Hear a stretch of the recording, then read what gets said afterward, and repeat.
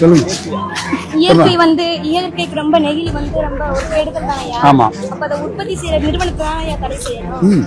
உற்பத்தி நிறுவனம் இல்லம்மா, நெகிழியினுடைய பயன்பாடுன்றது ரெண்டு விதமா இருக்கு. பிளாஸ்டிக்கினுடைய தன்மையினுடைய திக்னஸ் இருக்கு பாரு, அது இவ்வளவு மைக்ரான் இருக்கணும்னு இருக்கு.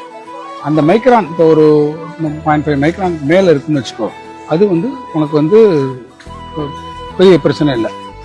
இத்தனை மைக்ரான் 0.5 மைக்ரான் குறையா இருக்கிறது வச்சுக்கோ, ஒரு முறை மட்டும் பயன்படுத்தி தூக்கி எறியக்கூடிய பிளாஸ்டிக் பொருள் இருக்கு.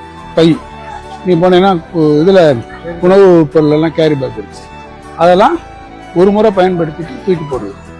சுற்றுச்சூழலுக்கு எது அதிகமான மாசு உருவாக்குதுன்னு கேட்டீங்கன்னா, ஒரு முறை மட்டும் பயன்படுத்தி தூக்கி எறியக்கூடிய பிளாஸ்டிக் பொருள். அதை தான் நம்ம என்ன பண்ணுறோம், தடை பண்ணுறோம்.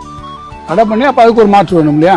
அதுக்காக தான் மீண்டும் பழைய காலத்து மாதிரி நம்ம துணிப்பைகள், மஞ்சப்பைகள் ஈஸியாக டிகிரேட் ஆகக்கூடிய பொருட்களை நம்ம பயன்படுத்தும். பிளாஸ்டிக் பொருட்கள் என்பது ஒட்டுமொத்தமாக நீங்கள் பிளாஸ்டிக்கினுடைய பயன்பாடு நமக்கு பல விதத்தில் இருக்குது. அறிவியல் கருவிகளை உருவாக்குறதுலையும் பிளாஸ்டிக்கோட பயன்பாடு இருக்குது. எனவே ஒரு முறை பயன்படுத்திருக்கக்கூடிய இந்த பிளாஸ்டிக்கை நம்ம உபயோகமே பண்ணக்கூடாது. அதனுடைய நான் சொன்னதுபடி அதனுடைய திக்னஸ் மைக்ரான்ன்ற ஒரு அளவில் அதை நம்ம அளவிடுவோம். அந்த மைக்ரானுக்கு குறைவாக இருக்கக்கூடிய எதையும் நம்ம உபயோகம். புரியுதா? Very good. ஒரு கிளாஸ் வேறு எடுத்திருக்கேன் உனக்கு. நான் உங்களுக்கு ஒரு டீச்சர்.